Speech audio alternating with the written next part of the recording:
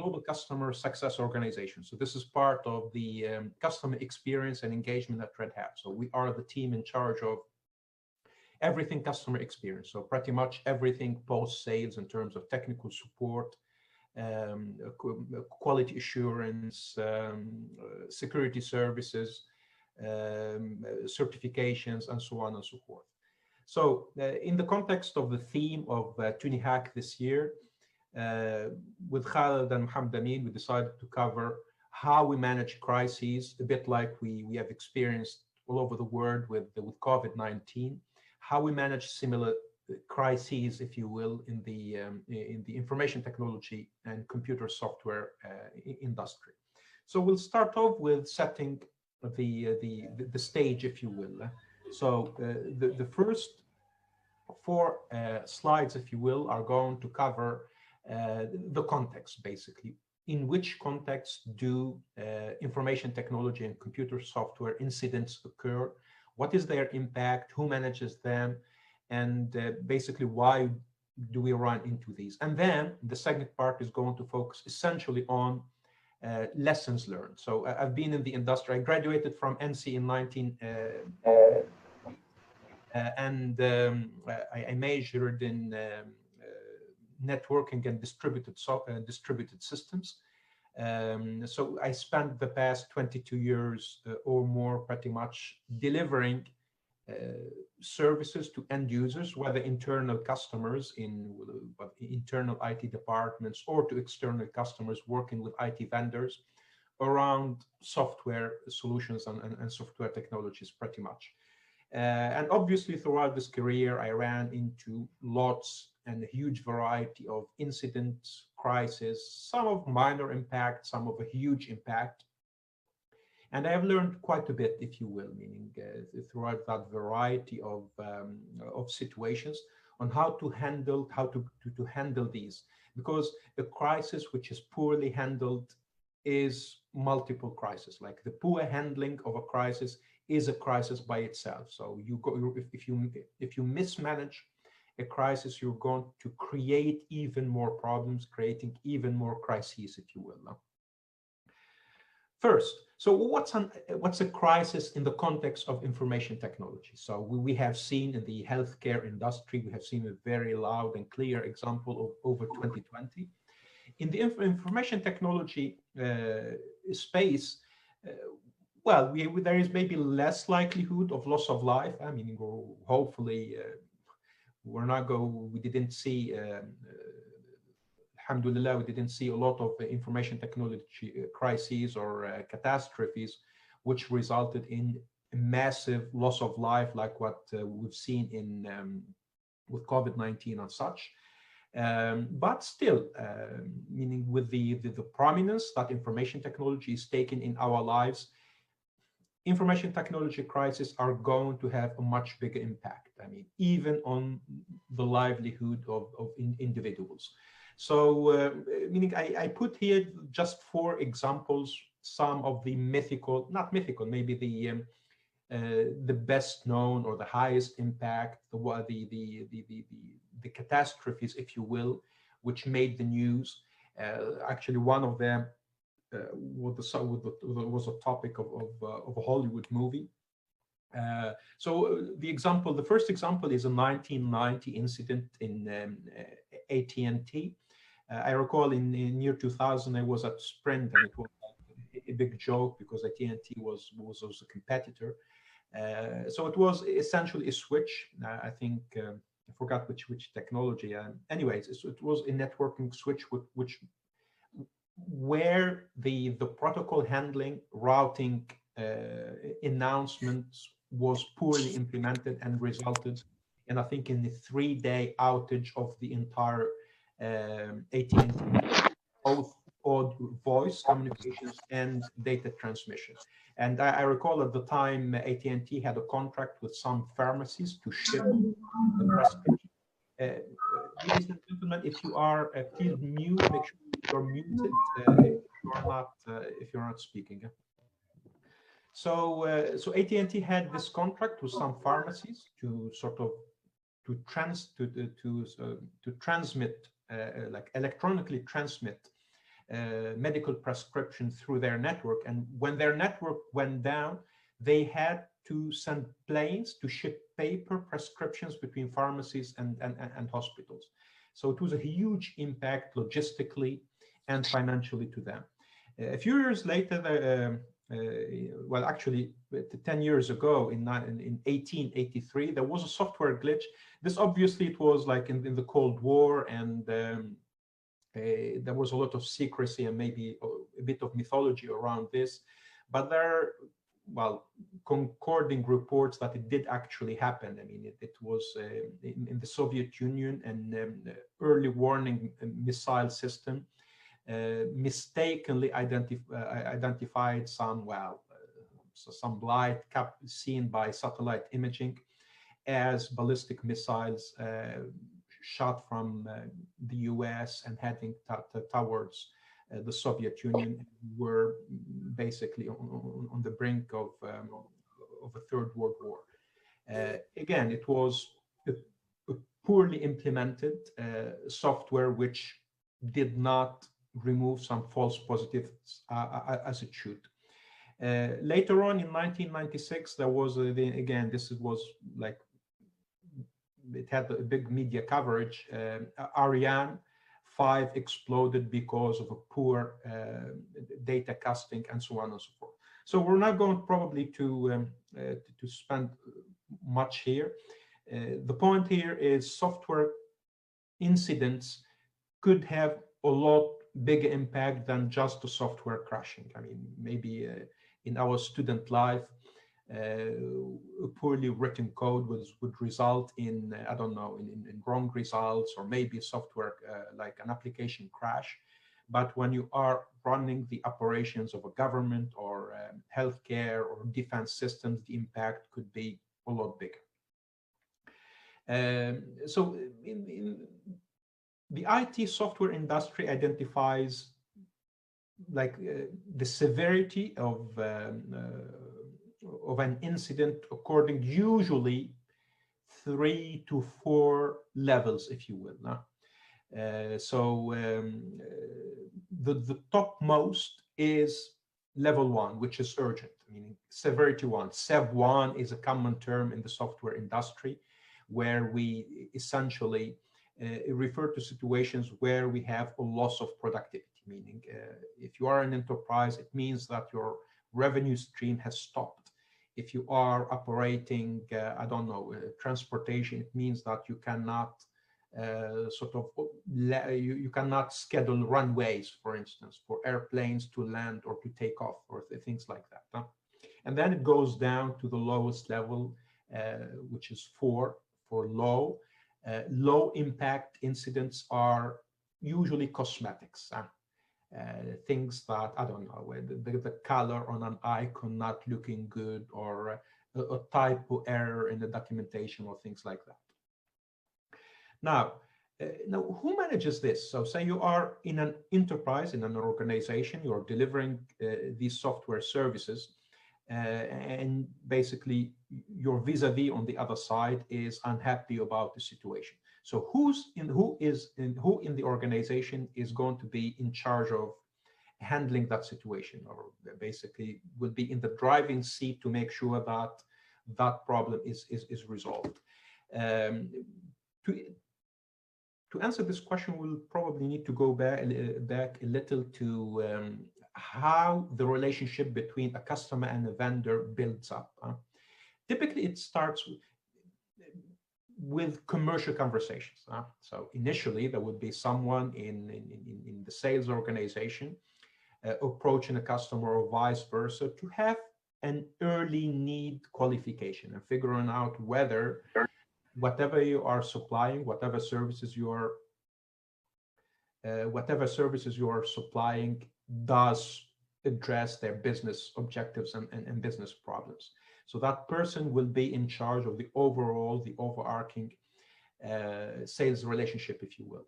And then when things start to take shape, and then, okay, apparently there is some likelihood that we could work together here, would bring in someone from the pre-sales organization. So pre-sales usually are the salespeople with a technical background, meaning these are people who are essentially like with a foot in sales and a foot in technology, so they can translate, if you will, those meaning the customer sort of problems, and then they can transcribe them into a draft solution, if you will. I mean, they can propose a way or an architecture to address the customer problems, if you will.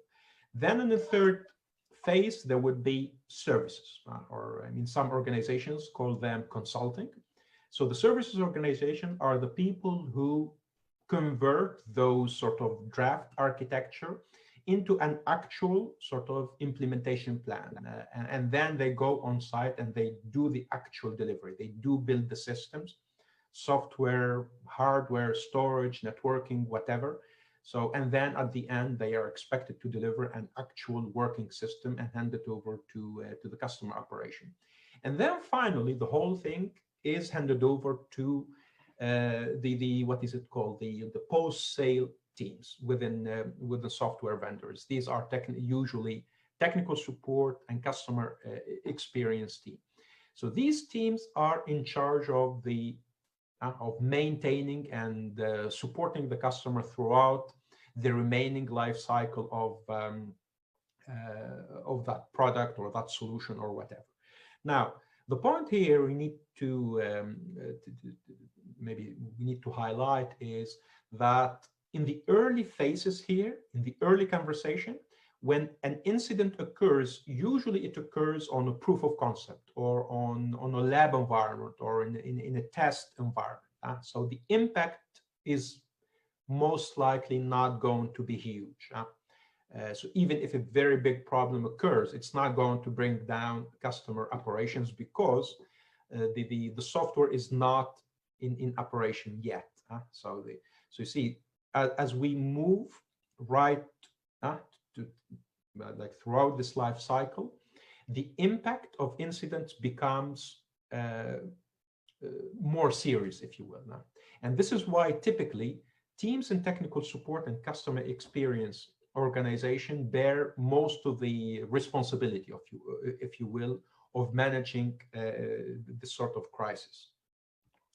So we'll move following this. So within this relationship, if you will, occasionally would happen an escalation. So an escalation is the formal method of saying we have a problem, like the normal way of handling problems, if you will, or the normal problem resolution process is broken here. And we need to handle this in a different way. And this is usually where how a crisis starts. I mean, a crisis starts by saying that the normal way of handling problems is not working. There is a failure here. Our systems have been down for the past 2 hours, and we are not seeing a way out here. Okay, so that was, in a sense, to set the ground, or to put some context around where I'm coming from, or where the rest of the lessons learned is going to focus. So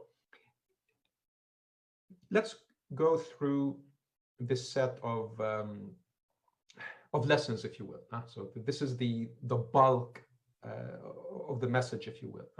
So number one, if a crisis occurs in the beginning, meaning lesson number one, if you will, is acknowledge and apologize, meaning acknowledging in the sense that do not dismiss, meaning especially in the very beginning. At times, some descriptions of problems could occur a bit amusing, a bit strange, or how is that a big problem? I mean, at times we don't understand why something that appears to us as very mundane and very cosmetic or totally irrelevant is causing so much fuss within the customer organization. So this is why we need to be very careful. At times when someone comes complaining, I mean, forget software industry. I mean, at times when someone comes complaining about situation and appearing in very serious distress, it's not even polite to dismiss that and say, no, you are making a big fuss about minor thing, because we are not in their shoes. We are not risking our jobs, for instance, or we don't have our child who's basically with a life at risk and things like that. This is why it's very important, especially in the very beginning, because there is very little understanding. It's very important to make sure that, okay, we try to see, we seek to understand, acknowledge that there is a problem, and apologize. Now, apologizing here is not the ladies and gentlemen, if you could please mute if you are not asking questions or to avoid the...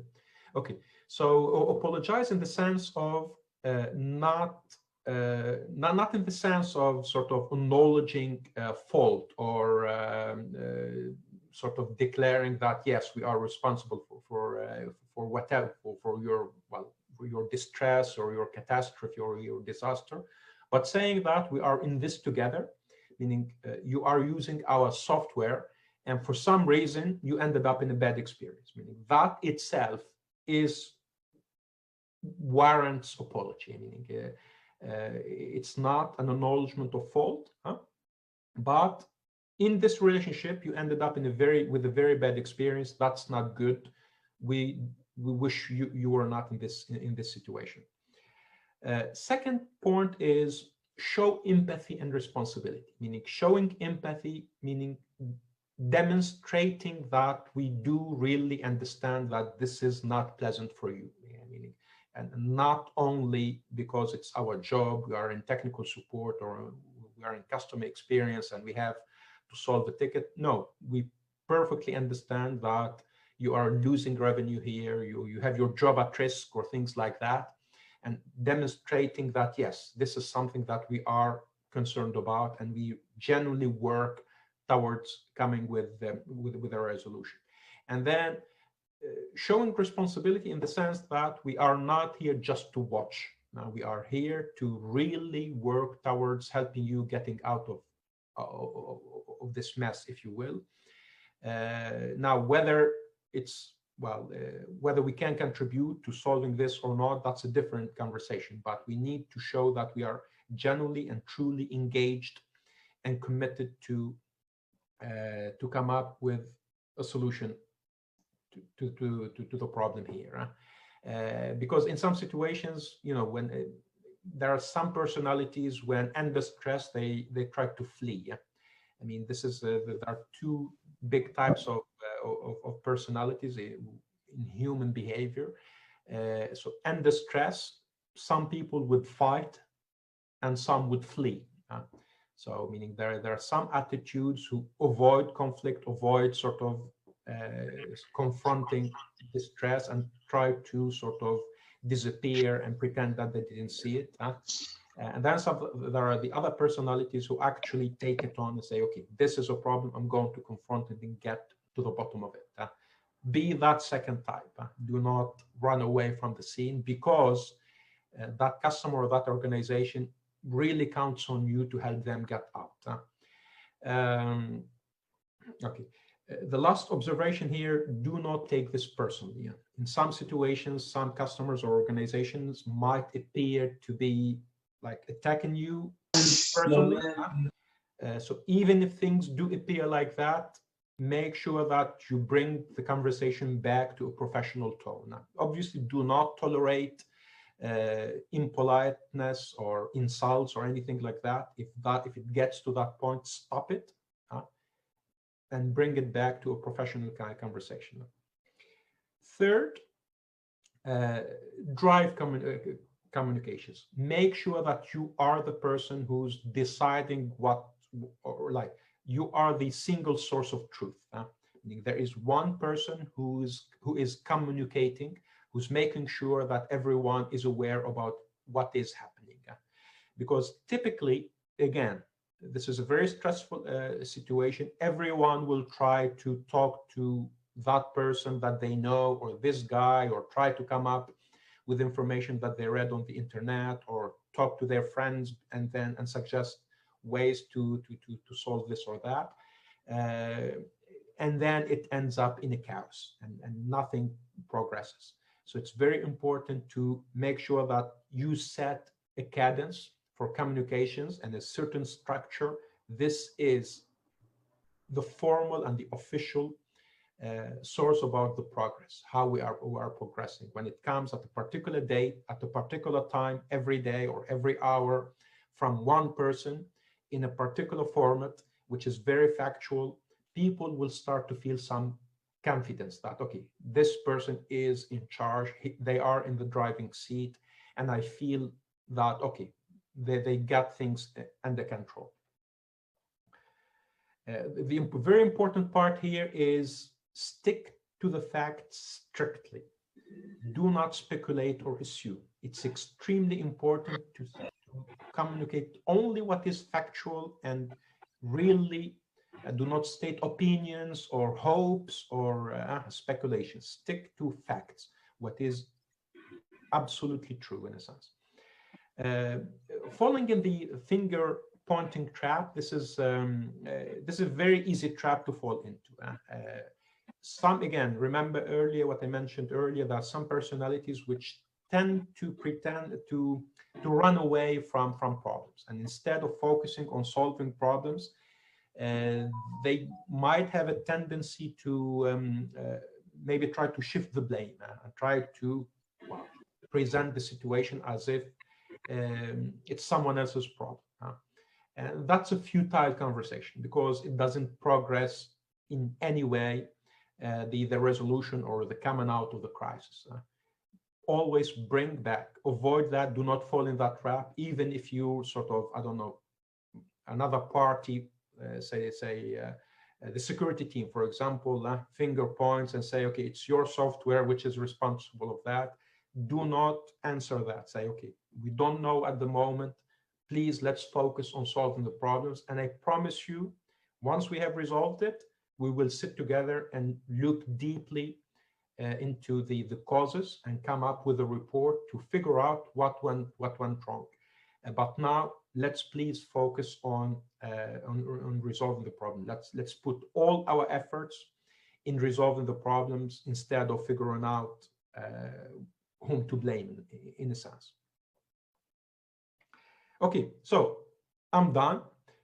I think I would appreciate if we keep this sort of dynamic and conversational, more interactive rather than me talking too much. So tell me, any questions, anything you want to see clarifications on?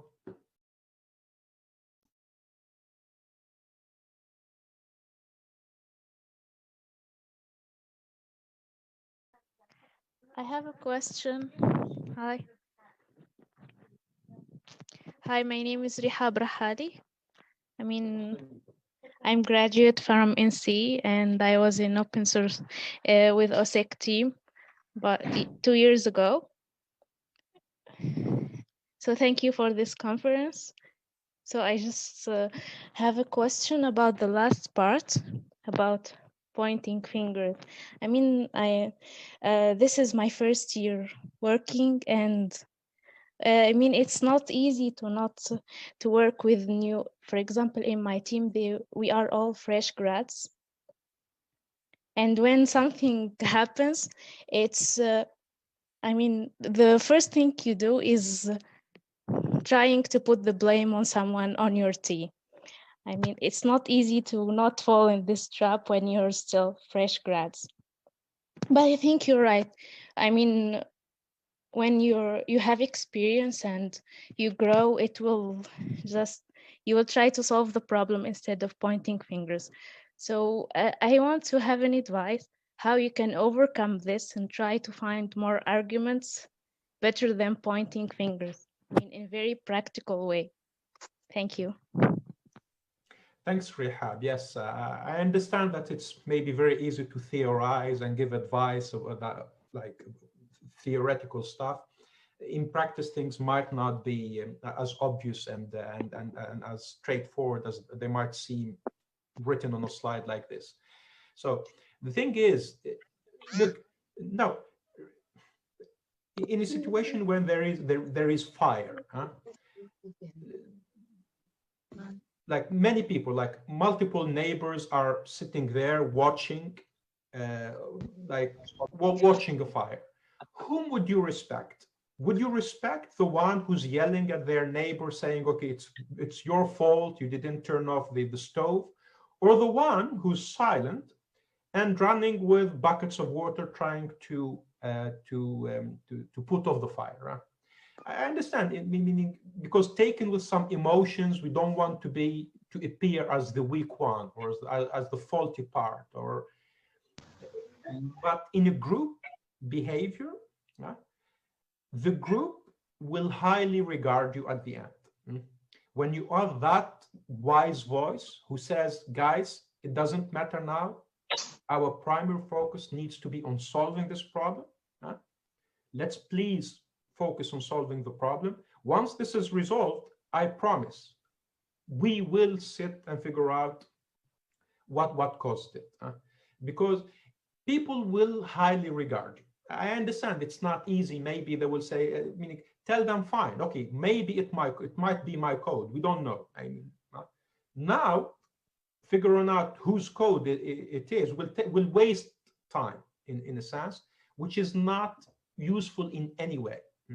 What is useful is to solve. That will progress, will put us out of stress. Once we are out of stress, we'll be able to reason, to think with reason. We'll be able to sit and analyze things without stress. And then we'll be able, because once we are under stress, you would probably read on this. Humans, when we are under stress, we go back to our essential instincts.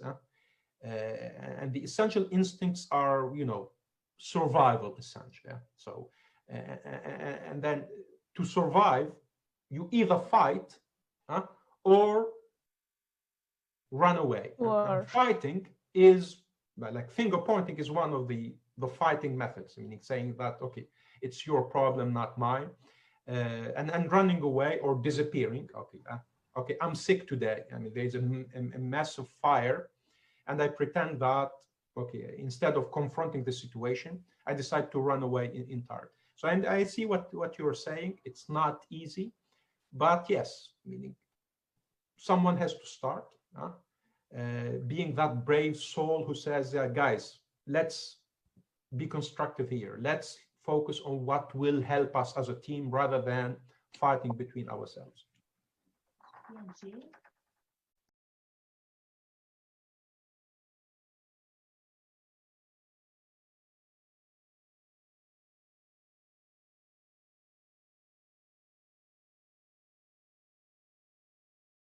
Thank you for your answer, Mr. Ahmed.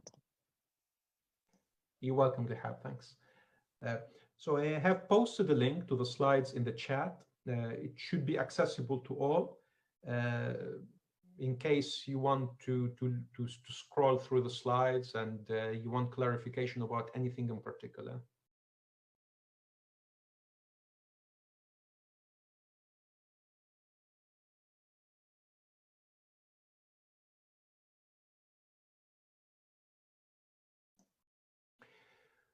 Okay, Khaled, Isa, apparently there are probably no more questions.